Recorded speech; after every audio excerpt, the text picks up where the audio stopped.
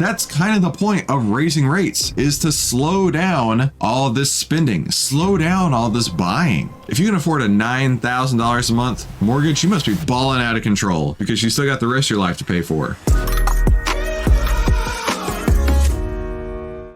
Listen, if you haven't already gotten a mortgage, you may not want to get a mortgage over the next couple of years. My mortgage was like 3.5-ish%. And I'm not getting out of this house anytime soon, right? If I were to buy my house today, it would cost at least 4 times more than it did when I first bought it in 2016, because the price of the house has gone up and the cost to finance the house has gone up more than double. Sometimes it's been triple, right? What we're seeing here is a pullback in mortgage rates. However, Goldman Sachs says that they're planning on mortgage rates to stay above 6% all the way through 2025. They expect mortgage rates to fall to 6.3% by the end of 2024 and 6.0% by the end of 2025.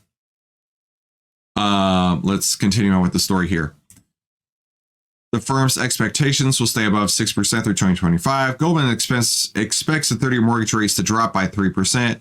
While slightly, Goldman previously expected the 30-year mortgage to be at 7.1% by the end of 24 and 6.6% by 25. So if you are in the housing market, I don't envy you, because now is not the best time ever to be buying a house.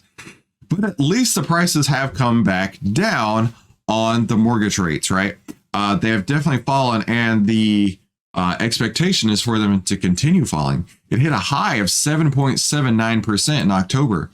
And these mortgage rates, they're just part of the problem. I mean, we've covered a story about how Gen Z has basically said, screw it, I'm not even going to try to buy a house. I'll just wait until my parents die and inherit their house, and then I'll have a house and I don't have to pay for it. And I don't know if that's such a bad financial decision these days, because like I say, my house has nearly doubled in the 6 or 7 years that I've been here. The financing cost has doubled and sometimes even tripled at certain places.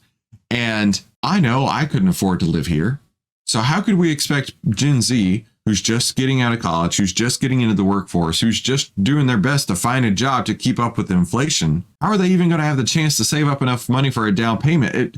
20% these days, we're talking like $100,000, $200,000 in some places. You've got to save that up just to get your mortgage, which for a lot of people seems like nearly an impossibility. So they're just giving up on the housing market. And by giving up on the housing market, maybe that's going to slow mortgages down even more, which will pull the rates down. But that was Jerome Powell's whole initiative, right?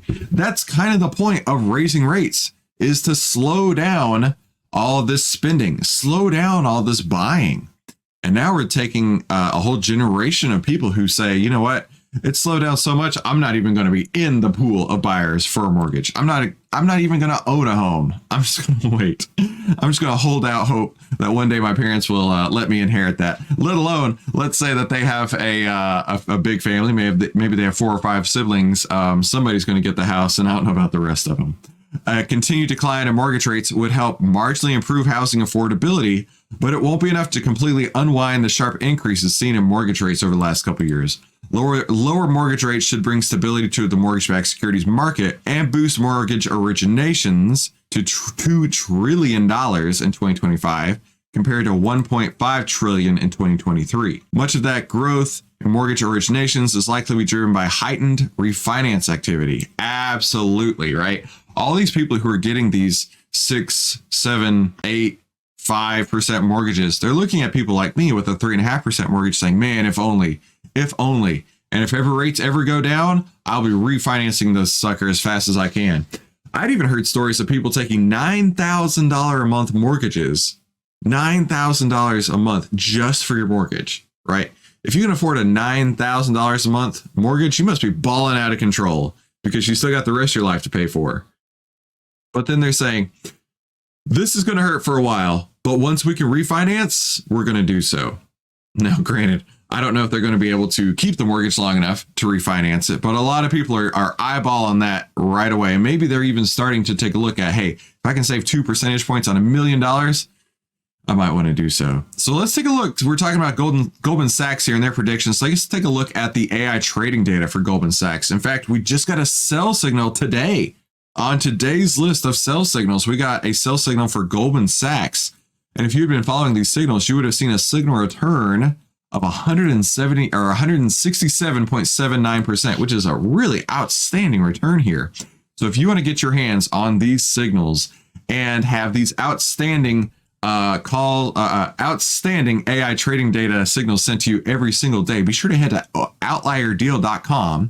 That's OVTLYR deal.com to get a one-time lifetime deal for just $79. You'll have access to this as long as the company stays open. As long as the doors stay open, you'll have access to this. So again, that's OVTLYRdeal.com to get your hands on these incredible types of signals. So let's take a look at what the internet is saying about this, right? Mortgage rates will stay above 6% through 2025, says Goldman Sachs. The Navy Fed is offering 5% for VA loans, so it's already coming down. If rates are already coming down, this should be indicative of the fact that the economy is struggling. It is struggling. We've all seen it. We're all fighting this inflation. And if rates are already coming down, that means that the mortgage market is saying the only way we're going to be able to capture this business is if we start cutting rates, right? The mortgage industry tries to keep a spread generally to the 10-year. And if rates are coming down, they're saying, we're going to be losing business hand over fist. So we got to do something about this right now. And let's see what else we're saying. Guess we'll see when no one's buying homes except hedge funds. Yeah, there's going to be a lot of damage done out there by these really high mortgage rates. And I'm curious to know, let me know in the comments down below, are you interested in buying a home these days? I mean, you may be in the position where you have to buy a home. And if so, how are you navigating this mortgage market? Click one of these two videos. YouTube thinks you're going to love them because the algorithm just knows exactly who you are, and it knows one of these is the best video for you to watch today. Thank you so much for watching today's Outlier Live. We'll see you on the next episode.